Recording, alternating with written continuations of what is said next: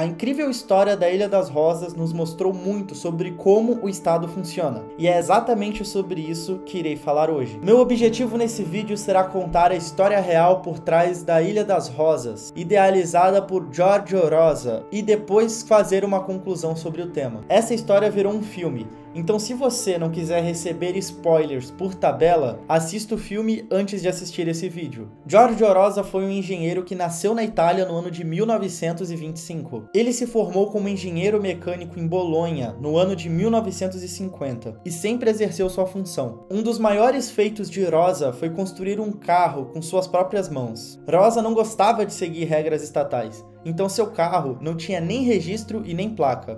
Existe algum motivo em particular para esse veículo estar desprovido de placa? É porque esse veículo aqui não foi comprado. Sinceramente, na placa eu não cheguei a pensar. Olha aí, já que gosta de fazer gracinha, desce do carro. Eu quero ver o documento do carro e a carteira de motorista. Salvatore, pode verificar se os dois têm antecedentes.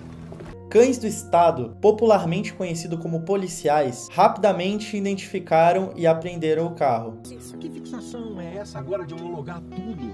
Pelo amor de Deus, quer colocar uma plaquinha no rabo de todo pombo que voa na Praça Maggiore? Salvatore, olha, encosta esse carro aí que tá atrapalhando e depois chama um reboque pra mim, ok? Giorgio Rosa era um homem apaixonado pela liberdade, independência e, consequentemente, pela secessão individual e desobediência civil. Cansado de ser continuamente controlado pelo sistema e no contexto de uma Itália ainda com uma forte herança do seu período fascista pós-Segunda Guerra Mundial, Rosa decide construir sua própria nação independente, livre de quaisquer restrições ou burocracias. Uma ilha de aço e concreto de 400 metros quadrados, assim chamando a atenção do mundo inteiro. A idealização da ilha ocorreu em 1950 e a estratégia adotada por Rosa foi construí-la a 11 quilômetros da costa de Rimini, 500 metros além das águas italianas. Então estaria em águas internacionais, onde não estaria mais sujeita a toda a legislação juspositivada da Itália. Giorgio Rosa começou a construir sua ilha em 1958, então usou uma pequena equipe de amigos e trabalhadores para construir a ilha que só foi ficar pronta quase 10 anos depois, em 1967. Rosa autoproclamou a ilha como uma nação independente em 1968. Para você ter uma ideia da grandiosidade que foi a construção da Ilha das Rosas, a réplica da ilha utilizada no filme foi feita em uma piscina artificial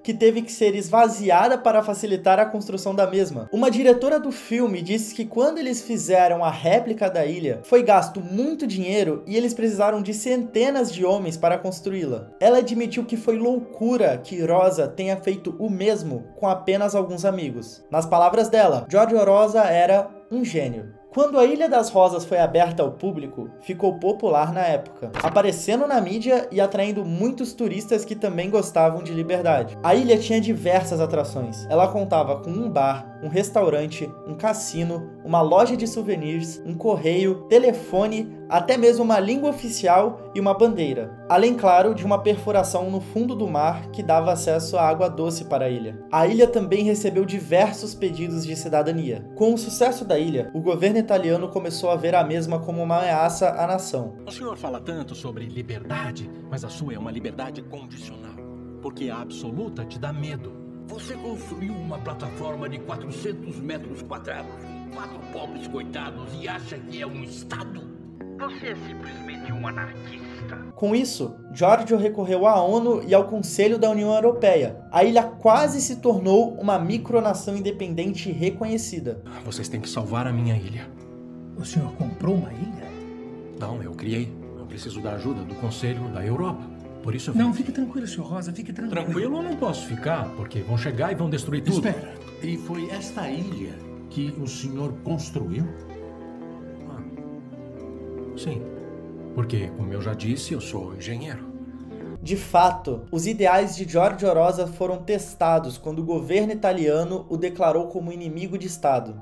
Para criar seu próprio mundo, riscos devem ser tomados. Poupe-se dessa humilhação. Você ficou sozinho. Não tem a menor chance. O Conselho da Europa acabou de decidir pela abertura de um processo. Então fique à vontade. Pode vir com seus advogados, babaca, porque essa história acabou de começar. É que eu tenho um arsenal gigante que pode explodir essa sua ilha de merda. Corre pra Rimini agora mesmo, senão vai perder uns fogos de artifício mais lindos que você já viu. Dito e feito, o governo italiano declarou guerra e mandou seu arsenal marítimo para destruir o que Giorgio Rosa havia levado 10 anos para construir.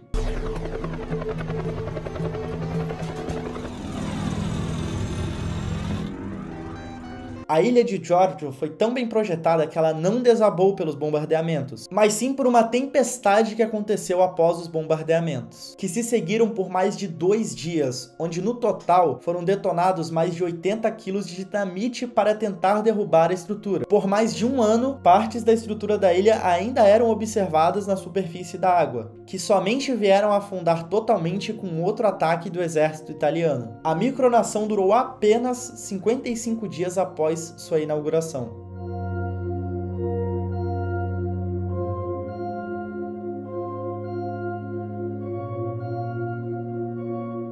Depois desse episódio, as autoridades se movimentaram rapidamente para evitar qualquer possível recorrência parecida, com a ONU movendo a fronteira das águas territoriais de 6 para 11 milhas náuticas. 40 anos depois, mergulhadores curiosos vasculharam o fundo do mar da região, e ali encontraram restos da Ilha das Rosas, de onde tiraram alguns fragmentos. Um deles, um simples tijolo, foi dado de presente a Giorgio Rosa, com uma bela dedicatória. Abre aspas.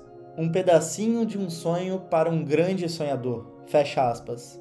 Rosa morreu aos 92 anos, em 2017. A conclusão dessa história incrível é que apenas um indivíduo buscando sua liberdade pode fazer um Estado inteiro declarar guerra e se sentir ameaçado. O Estado é mais fraco do que pensamos. Ele é instável, pois depende constantemente de pessoas fracas dispostas a seguir cegamente seus comandos. O Estado delega a si o monopólio da força e passa a ditar leis inventadas por burocratas que apenas beneficiam a eles próprios em detrimento de toda a população. A Ilha das Rosas provou que o Estado não respeita a propriedade privada, mesmo daqueles indivíduos que buscam fugir do território dominado pelo Estado. Isso prova que para derrotar o Estado não basta fugir dele. É preciso livrar a sociedade dessa conjectura, se defender partindo para o ataque e não contando somente com a defesa. O Estado é uma instituição agressora e ilegítima, que teima em nos escravizar através de impostos e regulamentações, mas nem eles mesmos sabem como ficam fracos quando confrontados por indivíduos que não aceitam abrir mão de sua própria liberdade.